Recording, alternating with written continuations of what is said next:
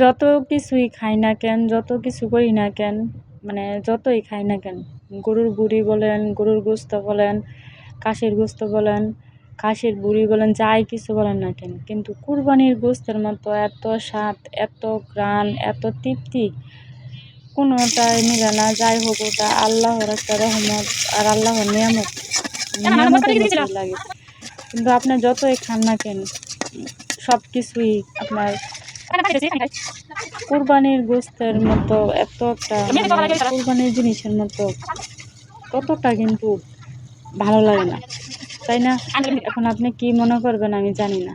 যাই হোক, আজকে একটু বুড়ি রান্না করলাম, আর বুড়ির মধ্যে একটু তেল কম ছিল, তো আমি একটু ঝাল বেশি দিছি, মশলা একটু বেশি দিছি, আর দুইটা সাথে কাঁচামরিচ দিছি, আর একটু রসুন দিছি, আস্তে একটু মশলা দিছি, রসুন বাটা, আদা বাটা, যা মশলা সবই দিছি।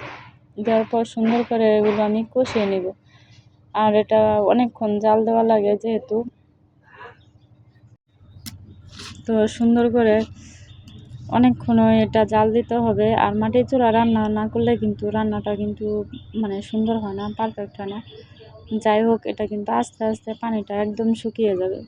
যে পানিটা মানে ছেড়ে দিচ্ছে ওই পানিটা কিন্তু শুকাবে না, শুকালে কিন্তু কষানো হবে না। আর অনেক দূর সময় নিয়ে এই জিনিসটা রান্না করতে হয়। তো এখানে আমার কষানো প্রায় কিন্তু শেষ। তো আমি এখানে কয়েকটা আলু দিব, কারণ আলু ছাড়া চলে না। এটা বললেই কি হবে, না বললেই কি হবে, অনেকে আলু পছন্দ করে না, তো আমার আবার আলু দেওয়া লাগে। তো এখানে আমি 2টা পরিমাণ আলু দিছি, তো আলুটাই খাওয়া হয় আমার বাসায়, অন্য কিছু খাওয়া হয় না। তো সুন্দর করে আলুটা দিয়ে আমি কষিয়ে নেব, আর বেশিক্ষণ কষাবো না, কারণ আলুটা কিন্তু গলে যাওয়ার সম্ভাবনা থাকে। আর গোস্তটা ভালো করে আর কি কষালে, সিদ্ধ করলে, তাহলে আলুটা দিলেও কোনো সমস্যা হয় না, মানে গলে যাওয়ার সম্ভাবনা থাকে না, কারণ যেহেতু এটা বেশি সিদ্ধ করা লাগে। যাই হোক, কষানোর পর আমি পরিমাণ মতো পানি দিব, আর পানিটা একটু বেশিই দিব আর কি।